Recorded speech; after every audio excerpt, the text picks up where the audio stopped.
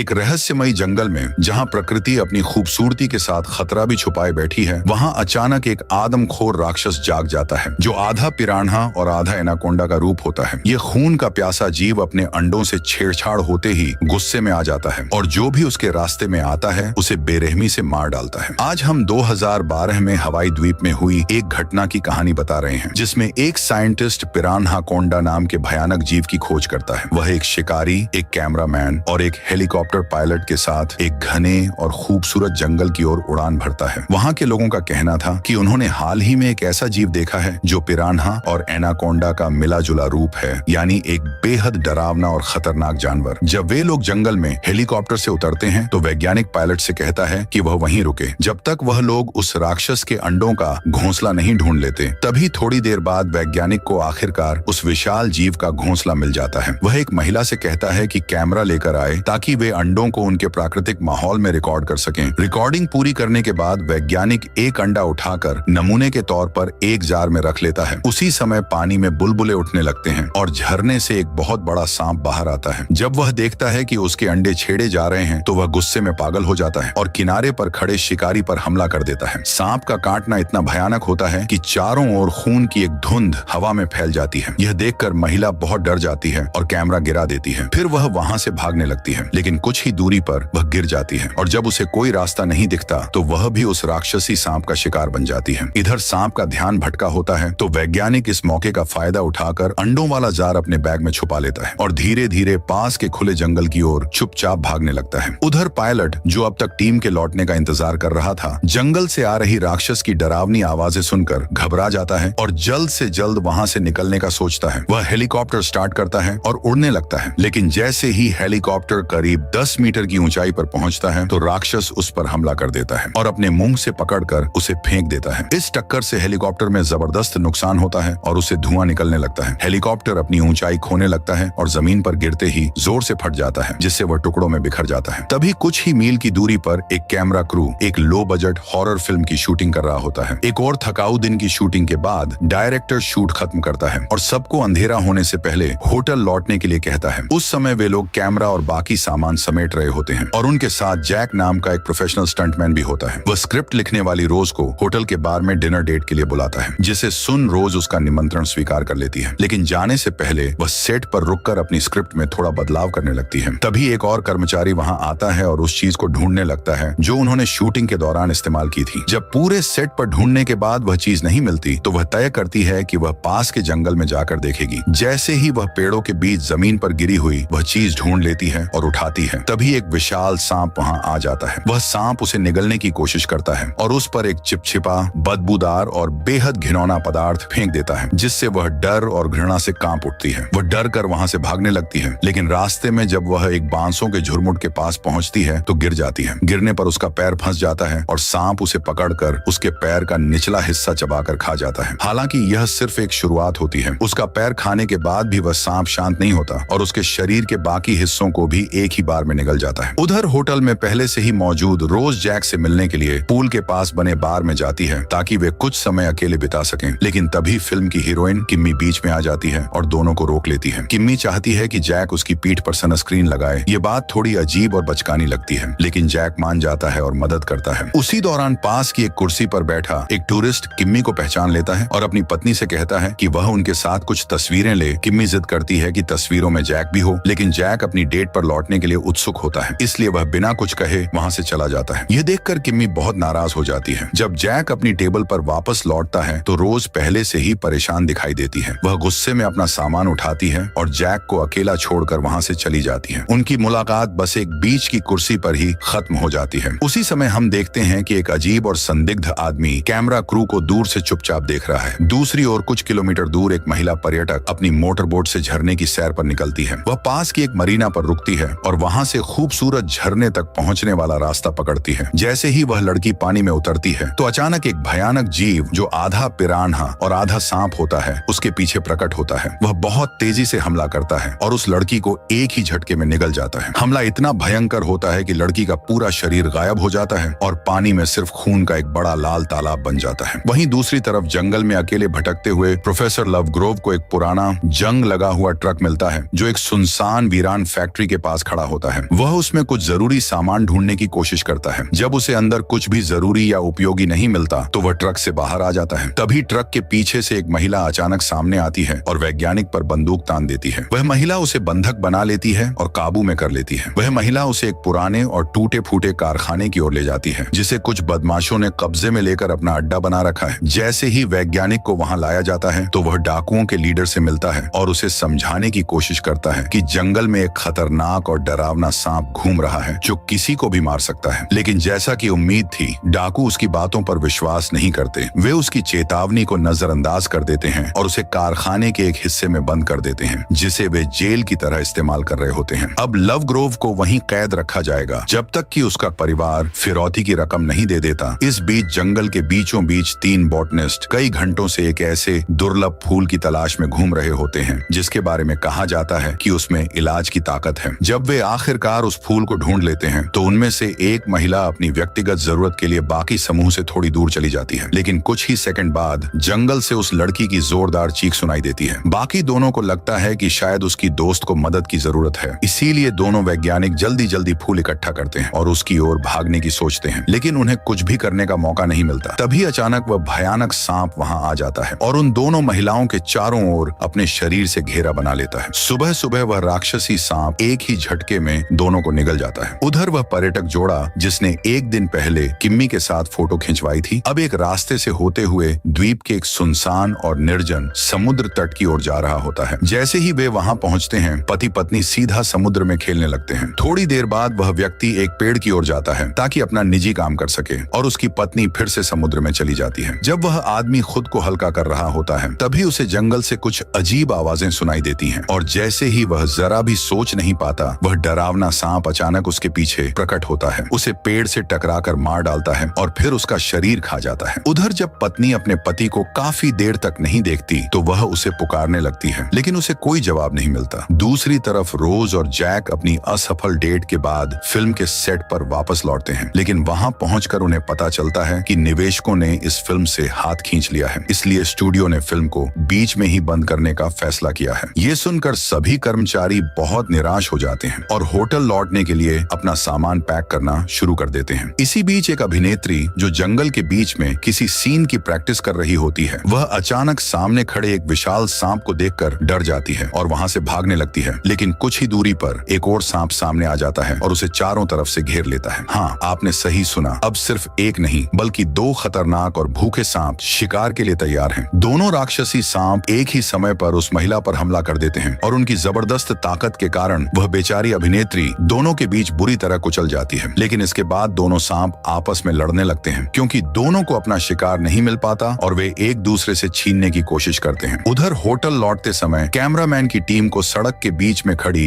एक कार दिखती है। वे सोचते हैं कि शायद किसी को मदद की जरूरत है, इसलिए वह रुकने का फैसला करते हैं, लेकिन यह उनकी बहुत बड़ी गलती होती है क्योंकि वह कार एक जाल होती है। तभी वहीं दिखाई देता है आर्टुरो, जो एक दिन पहले पूल में उन पर नजर रख रहा था। वह असल में डाकुओं का लीडर होता है। जैसे ही वह बंदूक निकालता है तो कुछ और अपराधी झाड़ियों से निकल आते हैं और पूरी टीम को घेर लेते हैं। टीम घबरा जाती है लेकिन खुद को शांत रखने की कोशिश करती है। मिलो, जो उस रद्द की गई फिल्म का निर्देशक है, वह डाकुओं को समझाने की कोशिश करता है कि वे कैमरामैन को छोड़ दें और शांति से जाने दें, लेकिन इसके जवाब में डाकू उसके पैर में गोली मार देते हैं। इसी अफरा तफरी में स्पेशल इफेक्ट्स का हेड, जो शूटिंग के दौरान धमाकों का काम संभालता है, वह जमीन पर एक बम फेंक देता है जिससे एक बड़ा धूल और धुएं का गुब्बार उठता है। इसका फायदा उठाकर वह और जैक वहां से भागने लगते हैं। दोनों अपनी जान बचाने के लिए दौड़ते हैं और बच निकलने का मौका बढ़ाने के लिए जंगल में अलग अलग दिशाओं में भाग जाते हैं। भागते समय स्पेशल इफेक्ट्स वाला आदमी डाकुओं में से एक को मार गिराने में सफल हो जाता है, लेकिन जैक इतना भाग्यशाली नहीं होता। वह एक नदी में कूद जाता है और खुद को छुपाने के लिए जितनी देर हो सके पानी के नीचे रहने की कोशिश करता है। लेकिन एक बड़ी समस्या ये होती है कि डाकू ने उसे कूदते हुए देख लिया होता है। वह नदी की तरफ गोली चलाने लगता है। हालांकि ये गोलियों की आवाज और शोर मचाना जैक के लिए फायदेमंद साबित होता है, क्योंकि उसी शोर ने पास ही छुपे हुए म्यूटेंट सांप का ध्यान खींच लिया। सांप तुरंत वहां आता है, डाकू को विचलित और अकेला पाता है और उसे एक ही झटके में निगल जाता है। जब जैक को एहसास होता है कि अब कोई गोली नहीं चल रही है, तो वह धीरे धीरे पानी की सतह पर आता है और देखने की कोशिश करता है कि उसका पीछा करने वाला कहीं नजर तो नहीं आ रहा। जब उसे यकीन हो जाता है कि वहां अब कोई नहीं है, तो वह जल्दी से मौके का फायदा उठाकर फिर से जंगल के अंदर भाग जाता है। उधर वह डाकू जिसे स्पेशल इफेक्ट्स वाले ने बेहोश कर दिया था अब होश में आता है। वह भी भागे हुए लोगों को ढूंढते हुए जंगल में इधर उधर घूमने लगता है। इसी दौरान उसे जमीन पर एक कैमरा पड़ा हुआ मिलता है। वह उसे उठाता है और उसे अपने नेता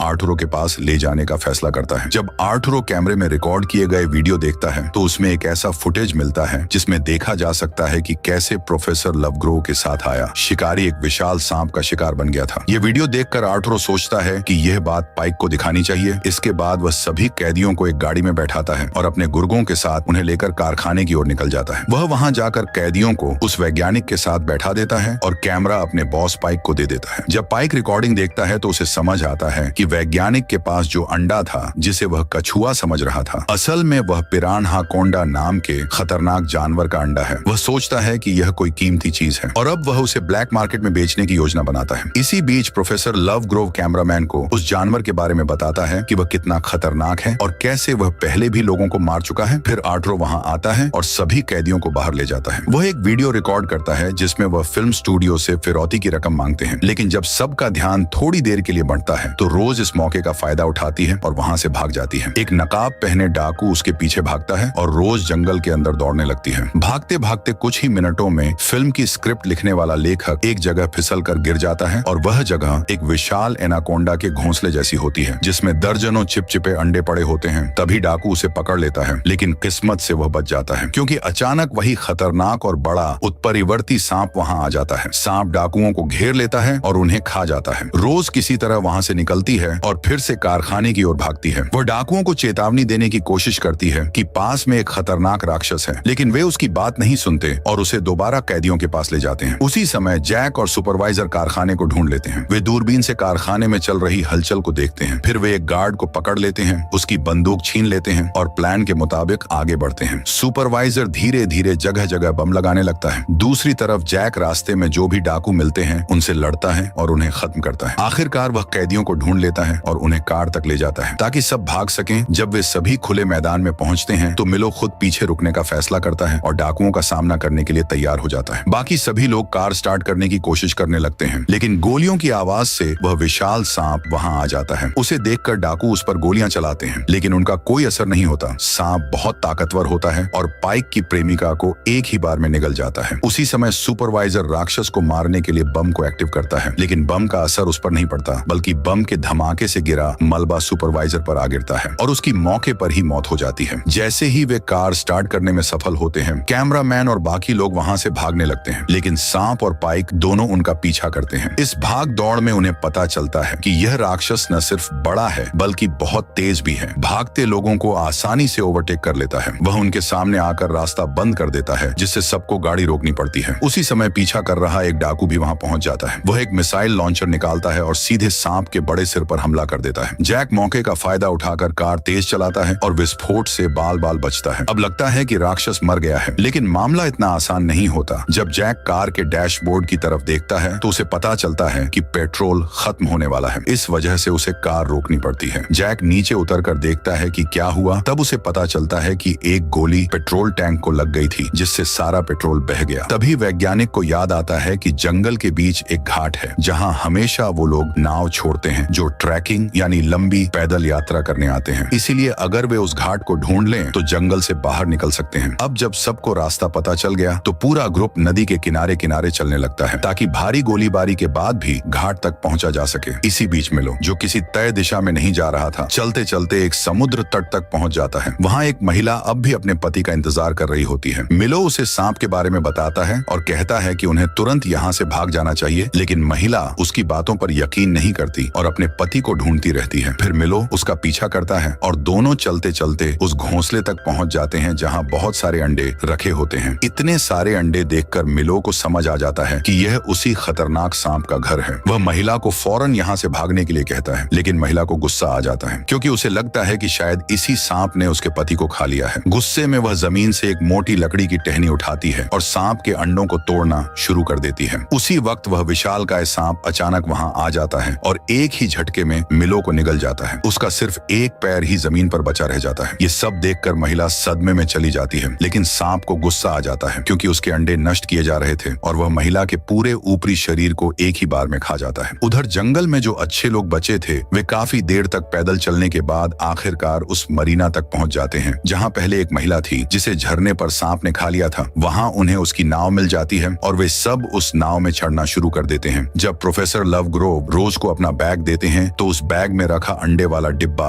बाहर दिखने लगता है। तभी स्क्रिप्ट राइटर उसे बैग से निकालकर सभी को दिखाता है। अब सबको समझ आता है कि वो राक्षसी सांप उनका पीछा क्यों कर रहा था। वो तो बस अपना अंडा वापस पाना चाहता था। यह सुनकर जैक को वैज्ञानिक पर गुस्सा आ जाता है और वह तय करता है कि वह फिर से उस घोंसले में जाएगा और वहां मौजूद बाकी अंडों को और उस खतरनाक सांप को हमेशा के लिए खत्म कर देगा। इसके लिए जैक बम तैयार करने के लिए सुपरवाइजर की कार की तरफ जाता है। जब वह कार में डेटोनेटर जोड़ रहा होता है तभी पाइक अपने गुर्गों के साथ वहां पहुंचता है और जैक के कंधे में गोली मार देता है। इसी दौरान समुद्र तट पर वो खतरनाक सांप फिर से दिखाई देता है। अपराधी डरकर उस पर गोलियां चलाने लगते हैं लेकिन सांप उन पर हमला कर देता है और एक ही बार में 3 लोगों को मार डालता है। इसके बाद वह आर्ट्रो और पाइक को भी खत्म कर देता है। इस बात का फायदा उठाते हुए कि अब सारे डाकू मर चुके हैं, जैक, रोज और किम्मी वहां से भागने लगते हैं। इसी बीच प्रोफेसर लवग्रोव को अपना अंडा वापस पाने का मौका मिल जाता है तो वह भी किसी तरह नाव पर वापस पहुंचने की कोशिश करता है। किम्मी डेटोनेटर लेने के लिए गाड़ी की तरफ दौड़ती है लेकिन तभी सांप कार के पिछले हिस्से को तोड़ देता है और किम्मी को बहुत आसानी से निकल जाता है। जैसे ही बाकी लोग भागते हैं जैक को रास्ते में एक डाकू की लाश मिलती है और वह उसकी बंदूक उठा लेता है। इसके बाद वह रोज से कहता है कि वह वापस नाव पर जाए। जब रोज चली जाती है तो जैक अकेले उस जगह को तलाशने निकलता है जहां से सांप आया था। तभी उसे सुपरवाइजर का बैग मिलता है जो डायनामाइट से भरा होता है और साथ में उसे एक डाकू की बाइक भी मिलती है। उधर जैसे ही लड़की नाव वाले किनारे पर पहुंचती है तो स्क्रिप्ट राइटर देखती है कि प्रोफेसर लवग्रोव अकेले नाव लेकर जा रहा है तो वह पीछे छूटने से डर कर दौड़ पड़ता है। उसे लगता है कि जैक अब मर चुका है, इसीलिए प्रोफेसर लवग्रोव नाव स्टार्ट करता है और नदी में भागने लगता है। लेकिन तभी हम देखते हैं कि म्यूटेंट सांप पानी में छिपकर उनका पीछा कर रहा है। रोज को यह सोचकर हैरानी होती है कि आखिर वो सांप अब भी उनका पीछा क्यों कर रहा है। जब वह प्रोफेसर का बैग चेक करती है तो उसे पता चलता है कि इसके पास अब भी वह अंडा है। अब साफ हो जाता है कि सांप इसलिए पीछा कर रहा था क्योंकि वह अपना अंडा वापस लेना चाहता था। तभी वैज्ञानिक और रोज के बीच झगड़ा हो जाता है जिसमें अंडा हाथ से फिसलकर पानी में गिर जाता है, जिसे देख वैज्ञानिक उस अंडे वाले बर्तन को वापस लेने के लिए झुकता है लेकिन रोज उसे नदी में धक्का दे देती है। फिर वह खुद वह बर्तन उठाती है और नाव को अपने नियंत्रण में लेकर घाट की ओर वापस चल देती है। वैज्ञानिक वहीं पानी में रह जाता है और उसी सांप द्वारा निगल लिया जाता है जिसका वह अध्ययन कर रहा था। जब रोज मरीना पहुंचती है तो वह जंगल से बाहर निकलने के लिए दौड़ती है और रास्ते में जैक से मिलती है जो क्वाड बाइक लेकर आता है। फिर वे दोनों मिलकर घोंसले के पास झरने की तरफ जाते हैं। वहां वे अंडे के बर्तन में डायनामाइट डालते हैं और उसे सांप की तरफ फेंकते हैं। सांप उसे अपने मुंह से पकड़ लेता है ताकि अपने बच्चों को बचा सके। इसके बाद विस्फोट से बचने के लिए जैक और रोज नदी में कूद जाते हैं। जैसे ही बम फटता है सांप मारा जाता है और कहानी का अंत हो जाता है। अब उन्हें लगता है कि उन्होंने उस खतरनाक जानवर से हमेशा के लिए छुटकारा पा लिया है। जैक और रोज खुश होकर एक दूसरे को किस करते हैं और जश्न मनाते हैं। वे अपनी अगली डेट की बात भी करते हैं लेकिन तभी अचानक एक तीसरा म्यूटेंट सांप आता है और उन्हें कुचल देता है। यहीं पर पिराना कोंडा की कहानी खत्म होती है। तो आपको यह फिल्म कैसी लगी नीचे कमेंट करके जरूर बताएं।